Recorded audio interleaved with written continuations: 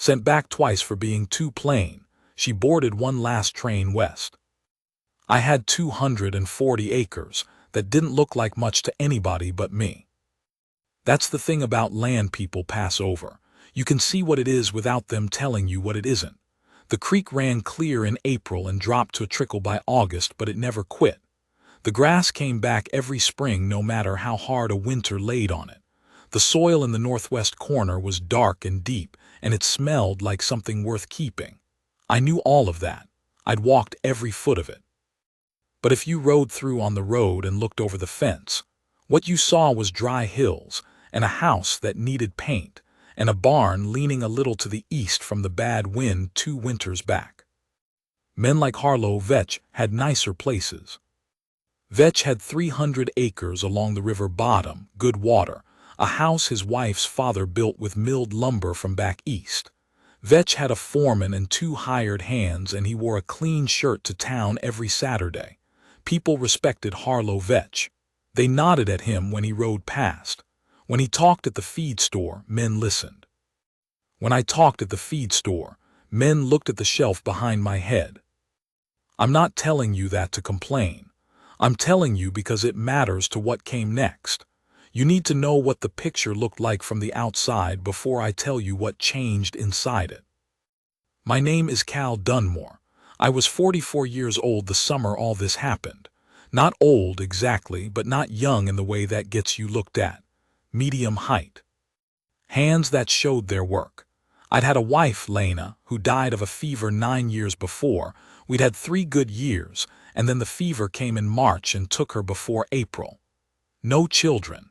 Just me and the 240 acres and a dog named Porter who was getting old and slept near the stove.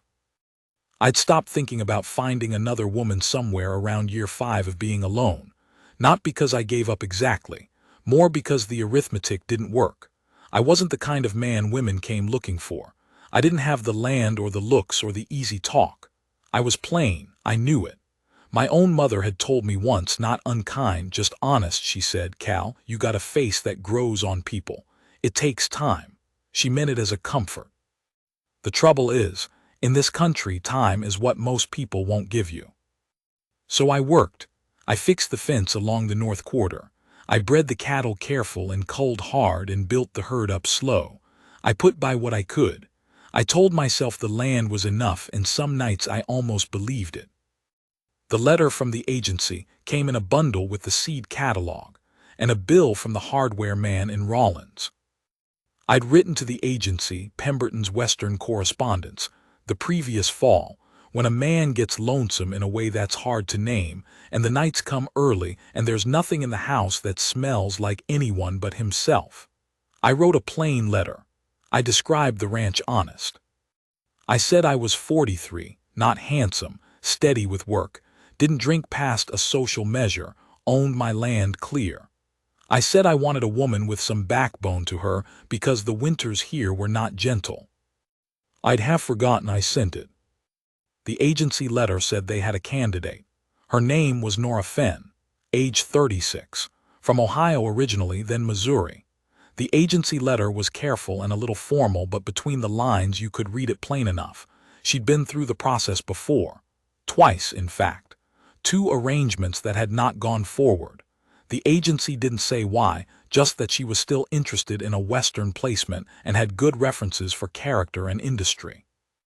I sat with that letter a while. Twice sent back. I knew what that meant, or thought I did.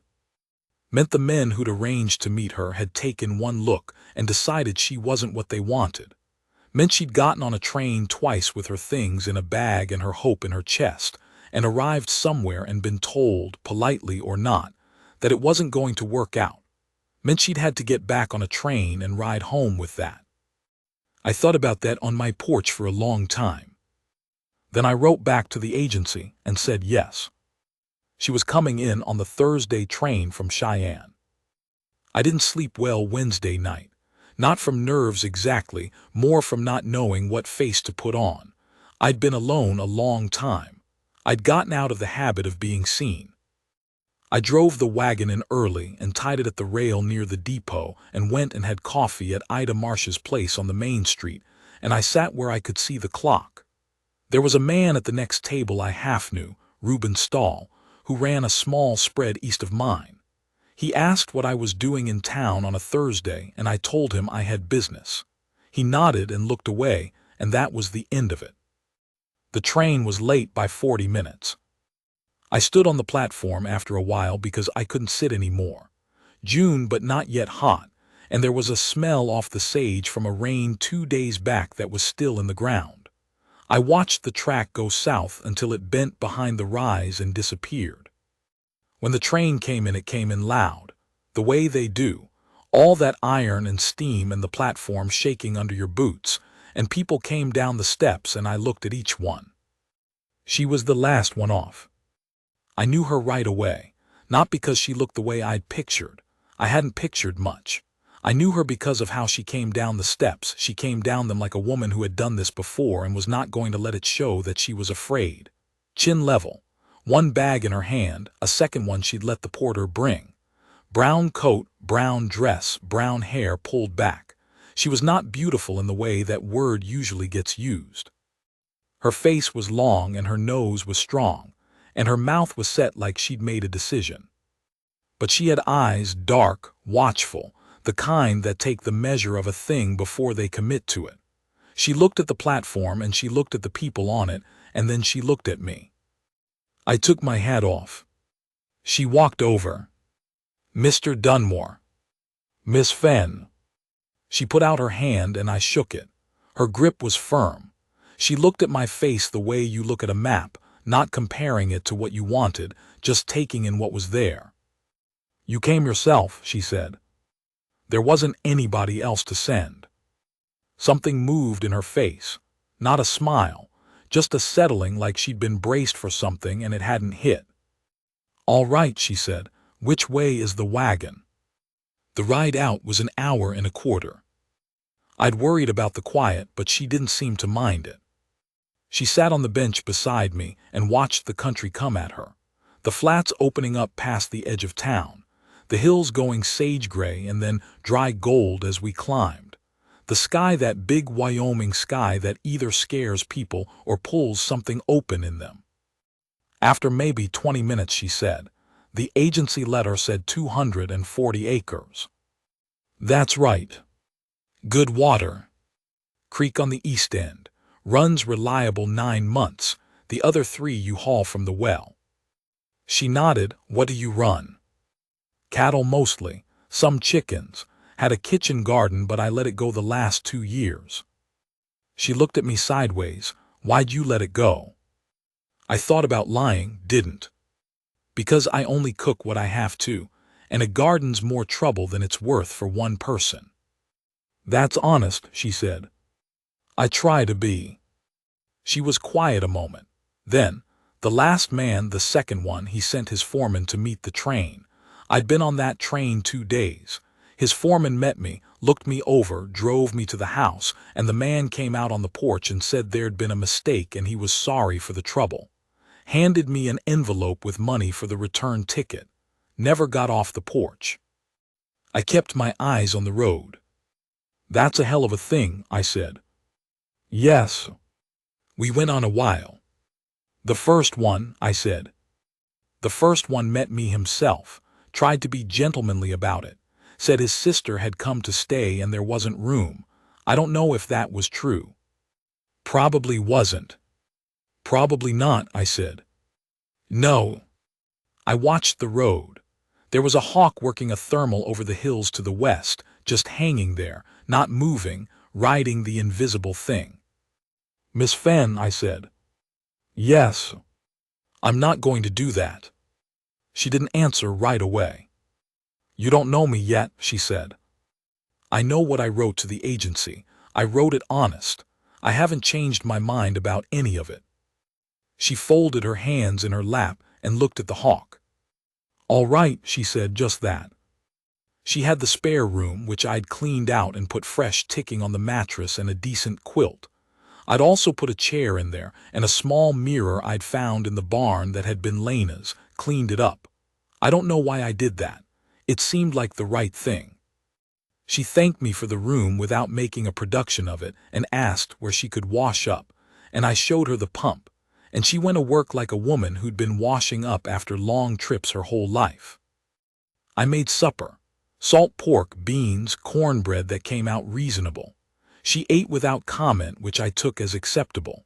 After we cleared the plates, she asked if she could look around, and I said yes, and I sat on the porch with Porter while she walked the yard in the last light, looking at the garden bed, looking at the barn, looking at the mountains going dark in the west.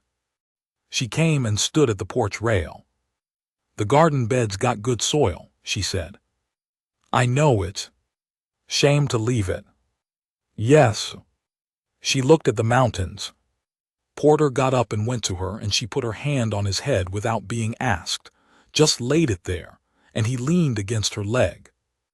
"He's old," she said. 12, 14 maybe. I found him on the road. She scratched behind his ears. He made a sound I hadn't heard him make in about 2 years. I didn't say anything. I just watched the mountains go from purple to black and thought that I was not going to let myself hope too much, because hoping too much was a good way to get flattened, and I'd been flattened enough. The first week she made herself useful in a way that was not showy about it. She got the kitchen garden started. Not asked, she just came to me on the second morning and said she needed seed and a spade, and I told her where both were. She turned that soil for 2 days. I watched her from the fence while I was working on the posts, and she worked like a woman who knows what she's doing, not wasting motion, reading the ground. She took over the cooking without a discussion. The first meal was just different, something in the seasoning, something in how the cornbread came out. I didn't say anything that first night. Second night I said it was good. She said thank you like she expected nothing more, which was fine. She had a way of being in a room that didn't crowd it. I'd forgotten what that was like, someone else in the house, sounds from another part of it, the smell of coffee made by someone who wasn't you. It was strange for a few days. Then it was just true. We were careful with each other, polite. She asked before she changed things. I said yes to most things without making her feel like she'd asked too much. At night I sat on the porch and she sat in the house and read, or I could see the lamp in her window, and I didn't know what she was doing and I didn't ask. On the 8th day, Harlow Vetch came by. Vetch didn't come out to my place normally. There was no reason for him to. We nodded at each other in town, and that was the extent of it. So when I saw his horse coming up the road, I stayed at what I was doing, mending a section of fence along the south line, and waited. He came up and stopped and didn't get down. "Heard you had a woman out here," he said. "Mail-order arrangement," I said. I kept my hands on the wire. He looked at the house. She was out front of the barn. I could see her from where I stood. She was doing something with the chicken pen. "How'd you get on with Pemberton's?" he said. I looked up at him. "Fine." "I've been thinking about it myself," he said. He said it like a man who isn't used to admitting a need. "Since Martha passed, 2 years now." "I know," I said. He looked at Nora again. She hadn't looked up. "She work out all right," he said. Something came up in me. Not anger exactly, more like a clarity. "She's not a horse, Vetch." He looked at me. "I was just asking," he said, and his voice had gone careful. "She's doing fine," I said. "We're doing fine." He sat there a moment. Then he touched his hat and turned his horse and rode back the way he came. I went back to the wire. My hands were steady. I don't know why that mattered to me, but it did, that my hands were steady. I told her about it at supper. I don't know why I told her. I hadn't planned to. We were eating and she was talking about the chicken pen needing a new latch, and I said, "Harlow Vetch came by today." She looked up. I told her what was said, not to make her grateful or to look good, just because it seemed like the kind of thing she ought to know. She listened with her fork still. When I was done, she went back to her food. After a minute she said, "The last man, the second one, he had a neighbor who did something like that. came by while I was working. The man I'd come to see, he didn't say a word. I'm not that man. No, she said, you're not. She poured more coffee. Poured mine without asking, set the pot back. Thank you, she said. For what? For the wire, for the she stopped, started again, for speaking plain. I didn't say anything, there wasn't much to say. The question of what we were to each other sat between us for the first month. Not uncomfortable, exactly. More like something lying on the table that neither of us was ready to pick up. She was not a woman who pushed. I came to see that about her. She waited for things to be ready rather than forcing them. I respected that. I was the same. It was the horses that started it, or that's where it opened up. I had a mare, a gray named Tuesday, that had a colt in May, and the colt had gotten turned wrong, and I'd had a bad 2 nights with it. And the colt lived, but Tuesday was off after, not eating right. Something sad in her that you see sometimes in animals after a hard thing. Nora came to the barn one morning and found me sitting in the stall with Tuesday, just sitting there, not doing anything. She didn't say anything. She came in and sat on the other side of the mare. We sat there probably half an hour. She put her hand on Tuesday's neck and stroked it slow, the same place over and over, and Tuesday dropped her head and the tension went out of her. I don't know what Nora was doing exactly.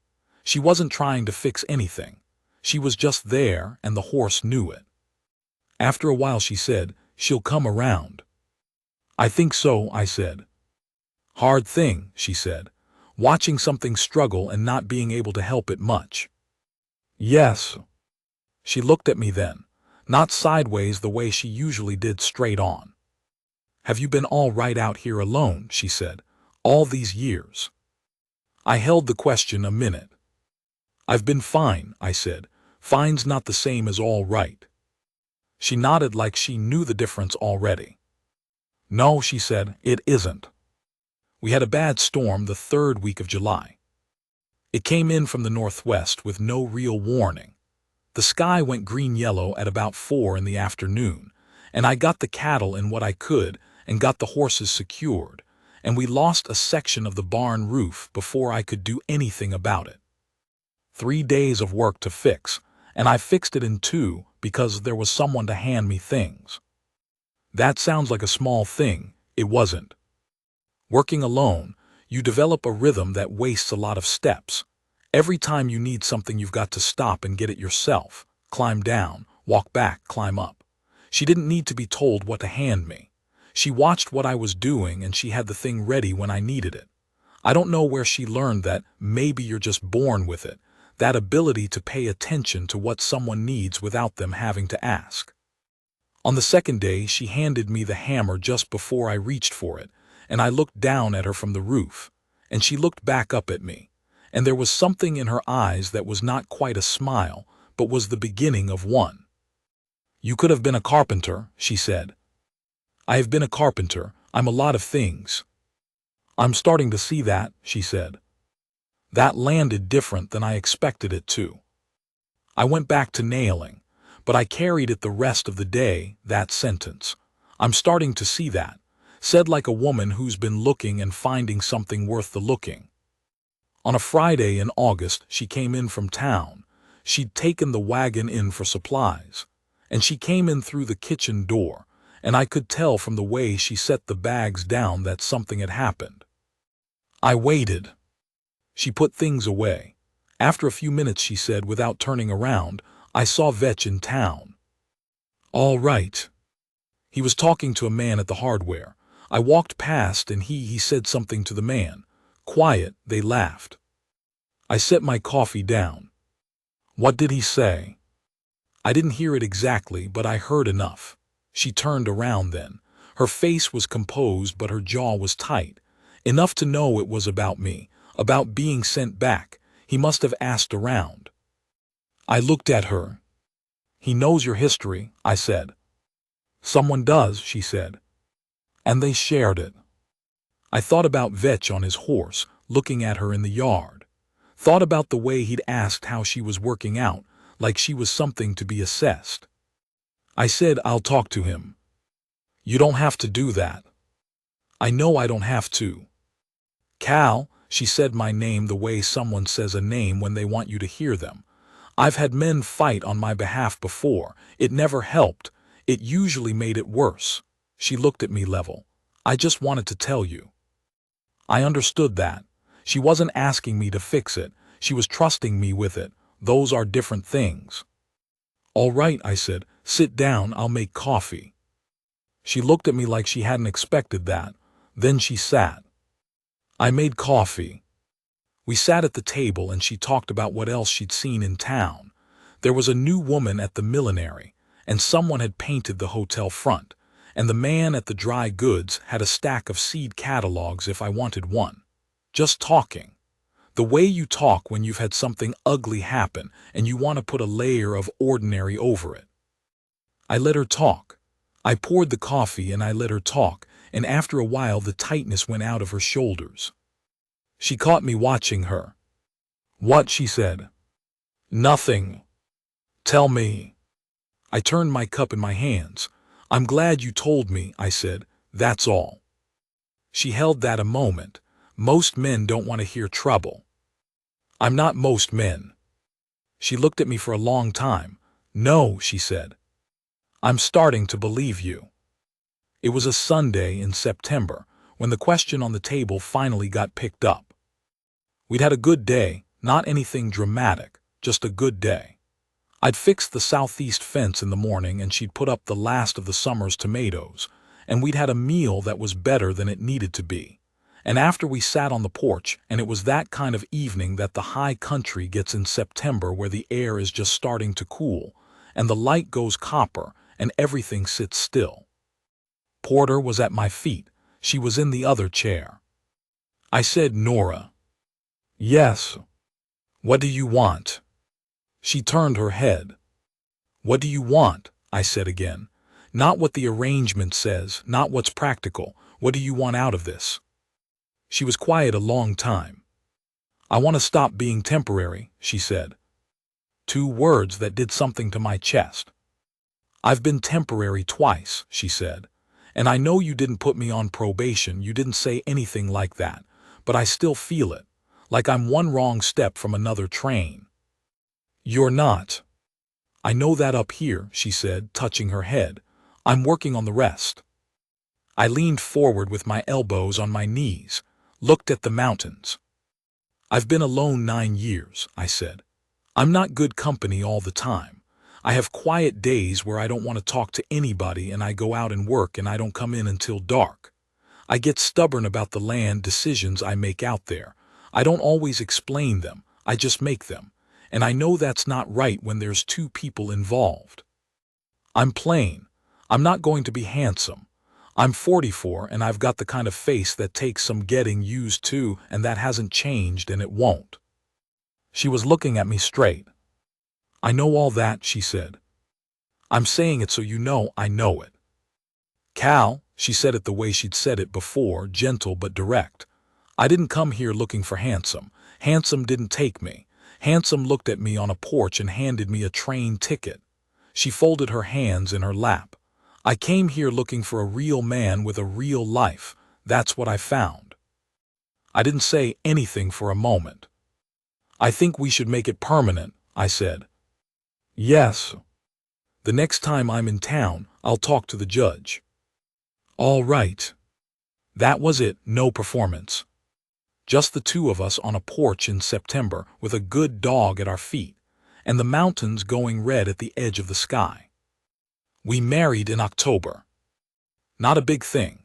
The judge, and Mabel Greer, who'd been kind to Nora at the dry goods since the first week and had become something like a friend, and a man named Hooper who worked a small piece of land north of mine and had taken a liking to Nora's cooking. 4 people in the judge's front room, and then dinner at Ida Marsh's, and then home. She had a plain gold band that had been her mother's. I put it on her finger and her hand was still in mine, and I could feel the work in it, the calluses, and I thought, here is a woman who has built things with her hands even when she had nothing to build toward, even when men sent her back.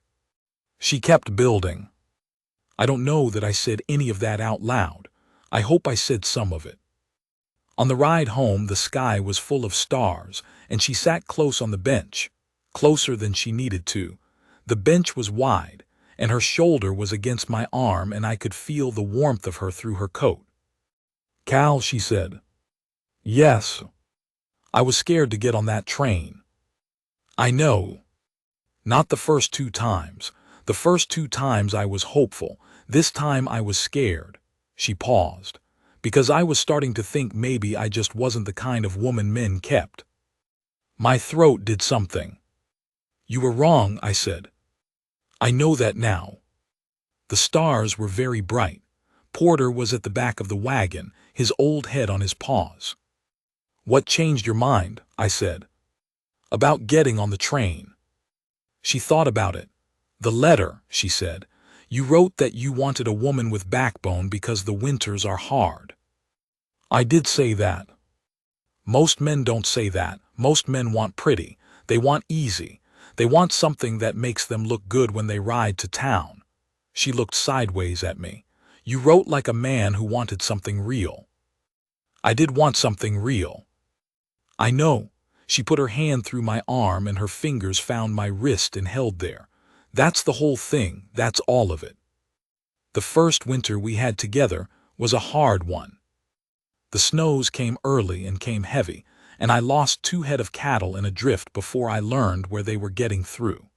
The creek froze solid all the way through January. The kitchen pump iced up twice, and I had to heat it free. There were 3 days in February where the wind was such that you couldn't see the barn from the house, and you worked by feel and memory. She didn't complain. Not once. She found things to do inside when the weather was too bad, and she came out with me when it wasn't. She learned where to step in the snow so she didn't go through. She learned how I handled the cattle when they were spooked, slow, low, no sudden moves, and she worked beside me like she'd always known it.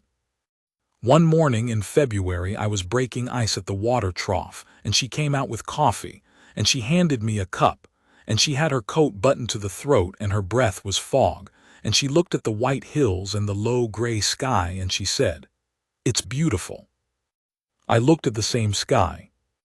"It is," I said. "I didn't know it would be beautiful," she said.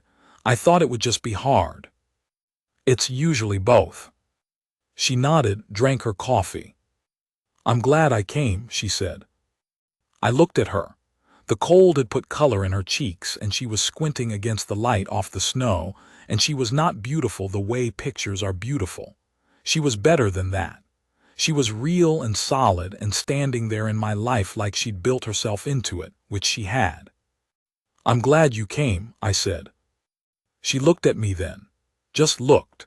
And then she stepped close and put her hand up to my jaw. Her hand was cold from the cup in the air, and her thumb moved along my cheek just once, just lightly, and she looked at my face the way you look at something you're glad you didn't give up on.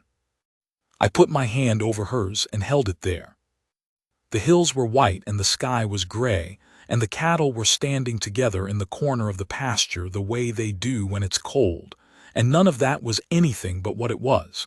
And it was enough, more than enough. Spring came and she put the kitchen garden in right, organized. 3 times the size I'd let it go to, with squash and beans and the tomatoes she'd learned the soil liked. By June it was the best-looking garden in the county, which isn't saying much since I don't know any other county gardens, but I said it to her and she laughed. The first real laugh I'd heard from her. Not the small, polite kind, but a real one that used her whole face. I liked that laugh. I filed it away like you file away the things you want to keep. That summer Vetch's hired man came by looking for stray cattle, and I let him look and we found 2 of Vetch's steers in my south pasture, and I helped him drive them out, and he was a decent enough man named Cord who'd worked for Vetch 2 years. On his way out he said, "Boss says your wife can cook. Heard she brought pie to the Greers last month." "She can cook," I said. "He asked after her," Cord said, not like it meant anything. "Just reporting." I thought about that, then I said, "Tell him she's well." That was all. I didn't need Vetch to respect what I had. I didn't need anybody to. I just wanted to be sure I respected it myself. In the fall of our second year, she found the photograph. I hadn't hidden it. I just put it at the back of the shelf in the main room behind the ledger books, a photograph of Lena, taken at a studio in Rawlins the year we married. I hadn't looked at it in a long time. I just left it where I left it. She came to me on the porch in the evening and she had it in her hand and she said, "I found this when I was reorganizing the shelf. I hope it's all right that I looked." I took it, looked at Lena's face. Young, the way she'd always be in that photograph. "It's all right," I said. Nora sat in the other chair. She didn't ask. She let me have whatever I needed to have. After a while I said, "She died in March, 9 years ago, fever." "I know," she said. "You told me early on." "She was a good woman," I said. "Different from you. Gentler, she got hurt easy. I had to be careful." Nora said nothing. "With you," I said, "I don't have to be careful in the same way. You can take a straight answer. You can take a hard day. I don't have to handle you." "No," she said, "you don't." That's not a criticism of her. She was who she was. "I know." I set the photograph on the railing in front of me, looked at it a while longer. "I was afraid," I said, "that I'd compare. That you'd never be able to get past her because she'd always be—" I stopped. "Uncomplicated, I suppose, because she's fixed. She can't disappoint anymore, and you can." Nora was quiet. "Have I?" she said. "No," I looked at her, "not even close." She reached over and took the photograph and looked at it herself, careful, the way she looked at things she was thinking about. "She looks kind," she said. She was. She set it back down. "I'm glad you had her," she said.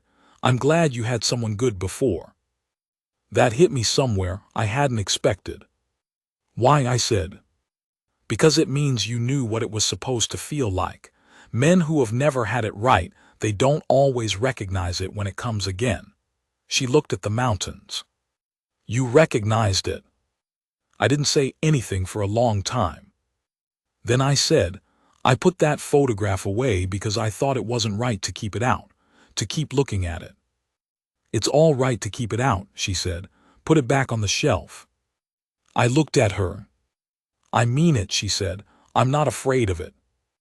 I don't know that I can explain what it does to a man who's been looked through for most of his life, to be seen. Not seen like a curiosity, not inspected, seen like someone deciding you're worth the seeing, like someone who has looked at all of it, the plain face, the hard winters, the quiet days, the old dog, the memory of the first wife, the land that doesn't look like much unless you've walked it, looked at all of it and said, 'This is enough. This is more than enough, I'll stay.'" Two men looked at Nora Fenn and decided she wasn't worth their time. I think about that sometimes, not with smugness, more with something that's harder to name. Those men saw what she was on the outside and decided it wasn't what they wanted. They missed everything underneath, and everything underneath is what I got. She wasn't soft and she wasn't easy and she wasn't decorative. She was patient and clear-eyed and honest, and when she committed to a thing, she committed all the way through. When she picked up a task, she didn't put it down. When she decided to trust you, she trusted you without flinching. A man who has been underestimated his whole life, who has watched other men get looked at and listened to while he stood at the back of the room. When that man finds a woman who sees what he is, not what he looks like, not what he has, but what he actually is, that's not something small. That is about the biggest thing that can happen to a person. We've been on this land 11 years now. The barn doesn't lean anymore. I fixed it the winter of the second year.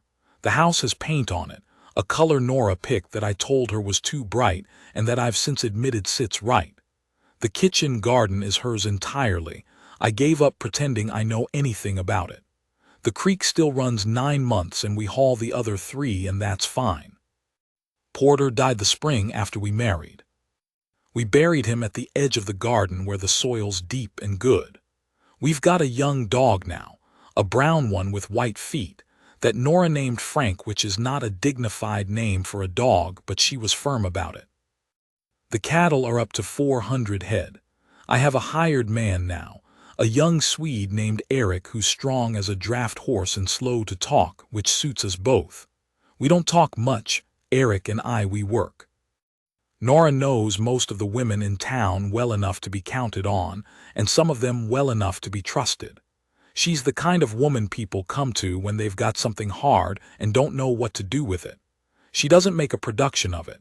She just listens and tells them what she thinks, plain. I've seen her tell women things they didn't want to hear and they come back anyway. That's who she is. Vetch remarried eventually, a widow from down near Laramie. Nice enough woman. I see him in town and we nod. Things are the same as they were between us, which is fine. I don't need anything from Vetch. There's a young couple north of us now, the Halseys, who were having a hard first winter, and Nora took them food twice without telling me she was going to. I found out from Halsey himself, who came by to thank us, and I hadn't known anything about it. I asked her about it that night and she said, I remembered what it was like to be uncertain about a place. I wanted them to know they weren't alone in it. That's the kind of woman she is. Last October, the 11th fall, I had a bad week.